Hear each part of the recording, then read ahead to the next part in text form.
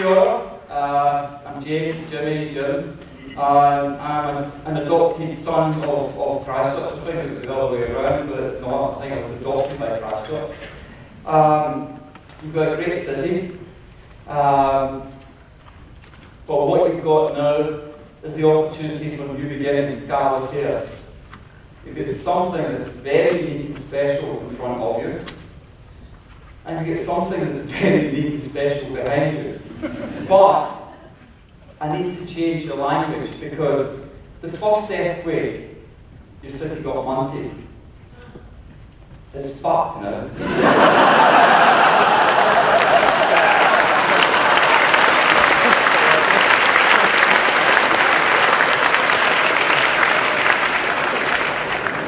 Gives a whole new meaning to New Age religion. Outdoor celebration of the work of God. So, an old Maori saying, we all have big changes in our lives that are more or less a second chance. I didn't know Harrison Ford was Maori, by the way. You need leaders. You don't need bland leaders. You don't need beige people. Beige needs to get left behind. You need people that are adventurous, that are risk takers, that did have freedom when they were young and want to give freedom to people, as we heard from before. And besides, if you're that kind of leader, you always get the girl in the end. Have other people done this, been through this? There's lots of examples. Not quite like yours, because yours was an act of nature. But Dresden, World War II, carpet bombed by the Allies. And they rebuilt it. And they made it beautiful. And they loved it. Hiroshima, devastated by atomic weapons. They rebuilt it. Got the architecture not quite right. You might have noticed in both left remnants of what had happened to them. Because it's part of your memory. It's part of your genetic code now. And it's part of you. So don't go rushing around and destroying everything. You can rebuild, you can create mementos, you can leave memories. San Francisco opened up huge opportunities. This disgusting elevated highway blocked off the waterfront from a large part of San Francisco, and San Francisco reclaimed all its waterfront. I'd love you guys to give me a bunch of red stickers so I can run into your city centre and tag all the other buildings. You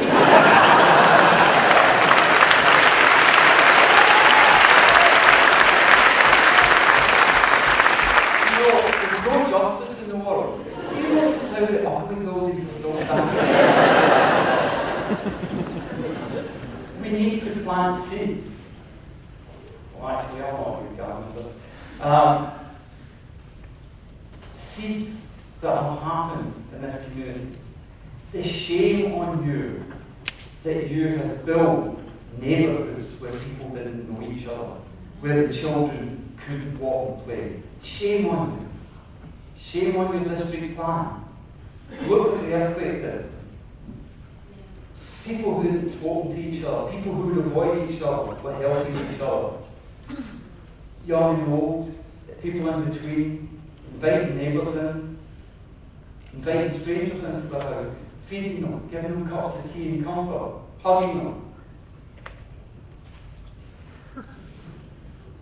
You went the wrong way. When did you go the wrong way? Why did you let people take you the wrong way?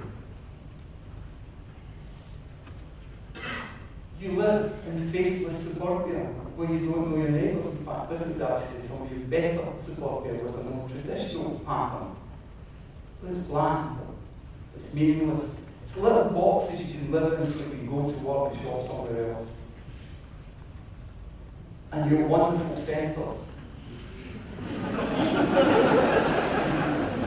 Look at that person there. There's a person. There. And the cars. It's disgusting. It's offensive. And it's raped your CBD. an office park. I can't see the park. I don't want to work in a place like that, do you? Who the hell designs these? And you plan, your district plan. All these rules and regulations. And that's the best you can do.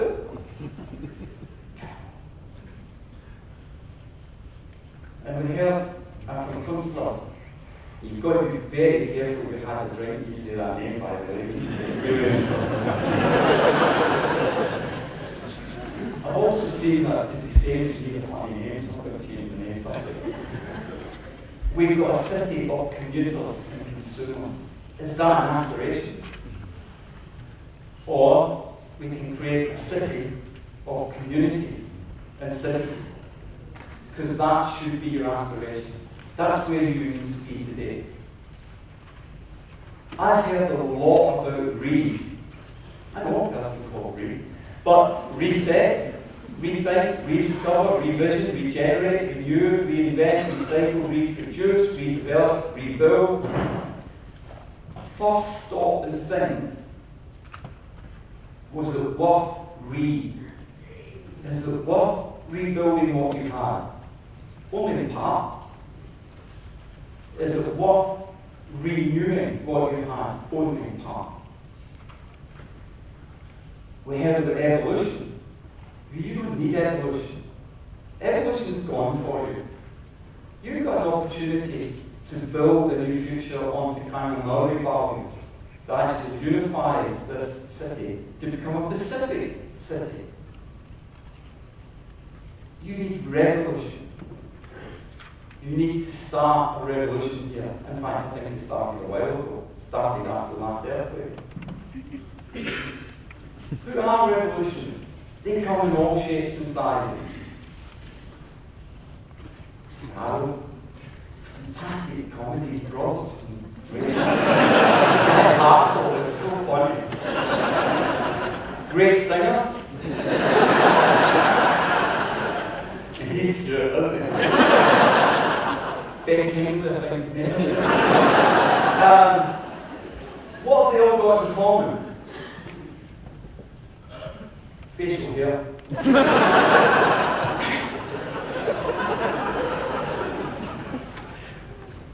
Now, revolutionaries come in all guises. Some of them are dictators, and some of them are people, of the people.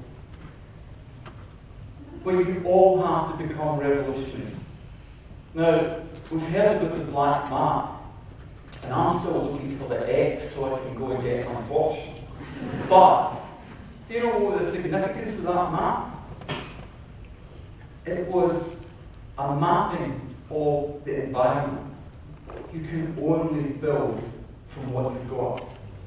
Both culturally, socially, and environmentally, you have to build from that ground up. They mapped where the slopes were, where the streams were, where the rapper was, where the flax areas were, where the beaches were, and then they started to shape a city around it. And your first plan, within the 4 avenues, called the town belt, a compact city where you can see the black dots getting denser and denser as you get to the centre. You notice that the centre is not that big. That this was the town and the town belt, and the country was outside. Can you also see, compared to the maps in the district plan, that this has been drawn with someone with some care, attention, and love? It's a little bit alive, it's crafted. They had something in their imagination of how it would look. And they had a vision for how the public spaces would be addressed by buildings, as we heard in one of the other lectures. Christchurch 1905. Trams, public transport, a walkable city because you had to. There weren't many cars. And even in 1922, a fairly compact city with distinct villages or towns outside, separated but connected, accessible to the centre but different. And now, sprawl. The American dream descended in the 50s. Cars dominate the environment. The overriding thing you see there is roads. 11 kilometres by 7 kilometres, carpeted with single houses on the wall sitting on gardens. You can't continue to build like that. I've heard stories about wanting to sprawl further because there are areas that can't be built on. You can't go that way. Because what you've created instead of American pie is a huge donut. It's stodgy on the outside, a little bit sweet, kind of like it. It's not good for you, is it? And in the middle, fuck all.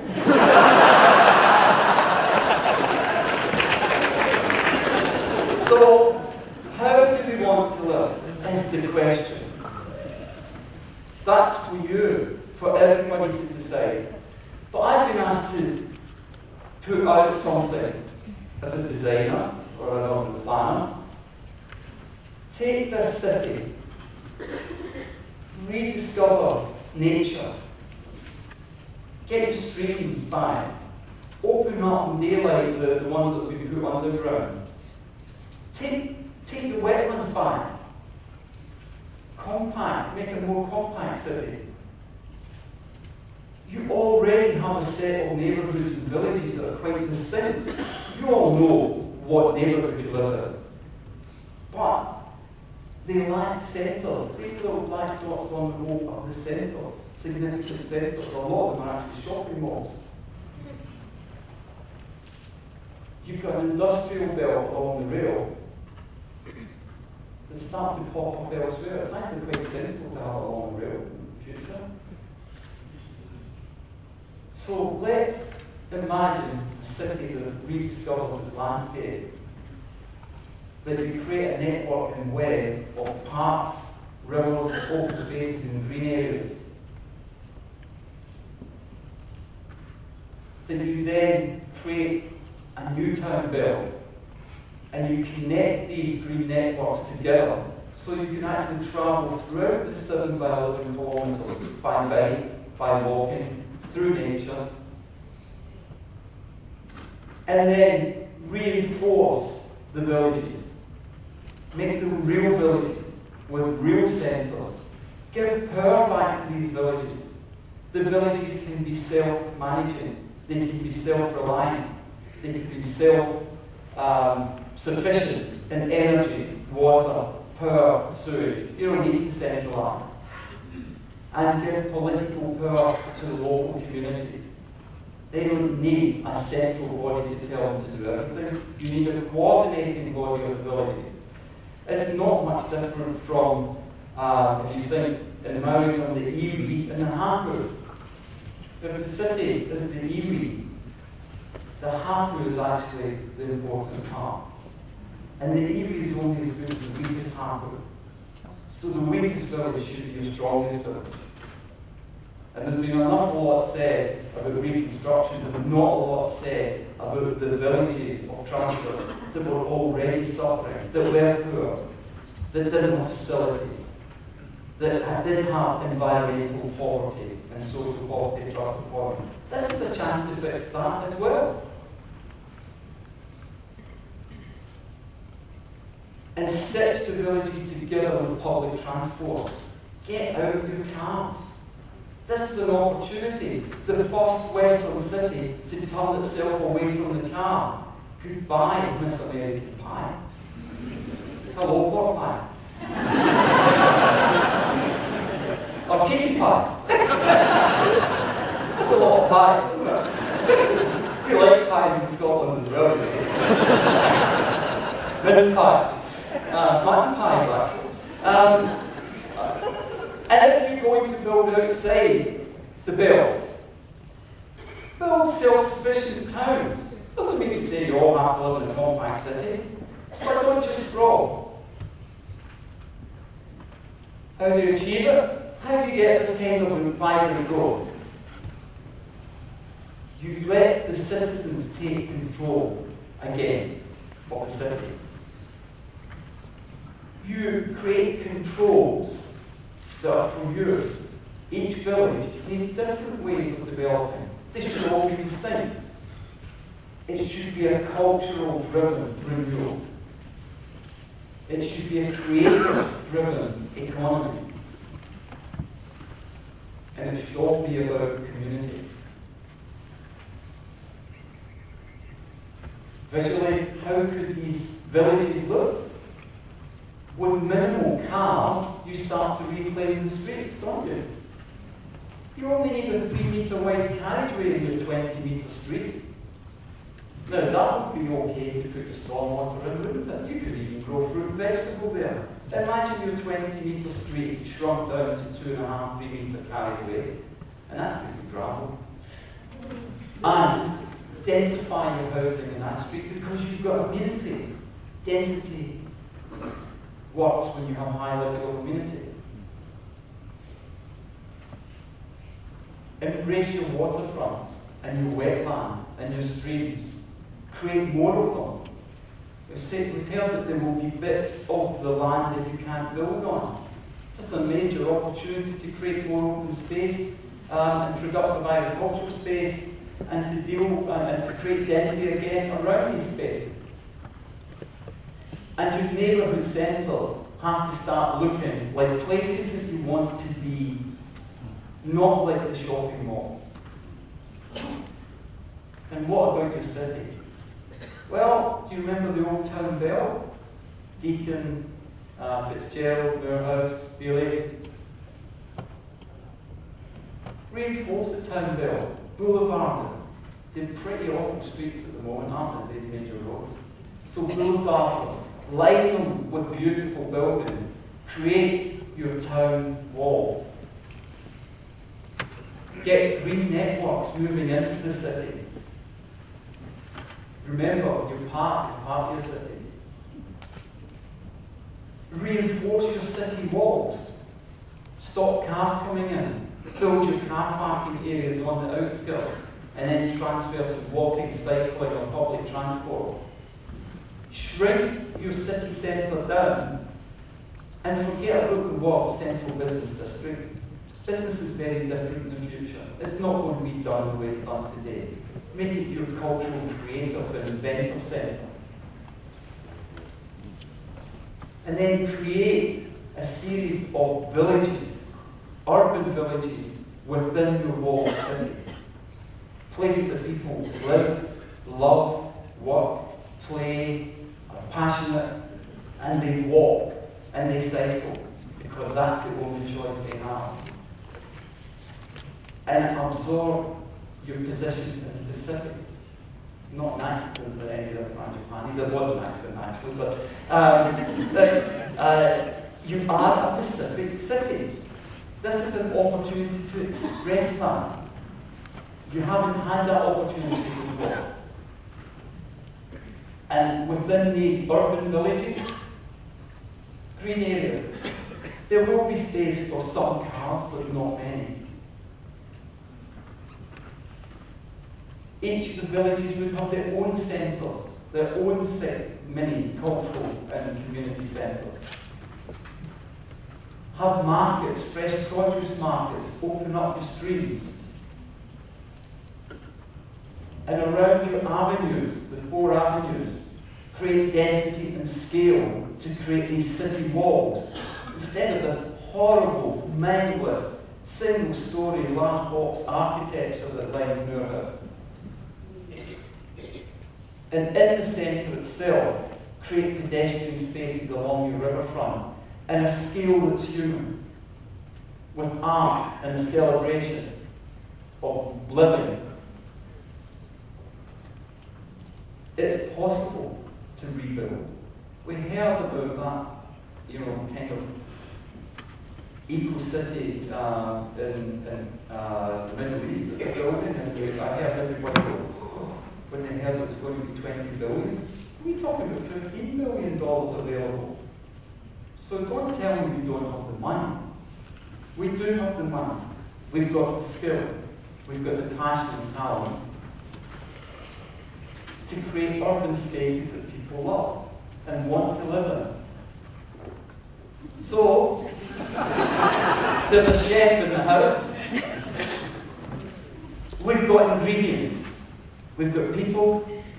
We've got land. We've got materials. We've got skills. You can take these materials and create this in cooking: fish, flour, potatoes, some sauce. It's okay if you eat it now and again. You really want to eat it every day. Or you can take the same ingredients and you create this. I know what I would rather have long term. So you need to become the decrepit of this place. You need to have a revolution and it's your new beginnings. So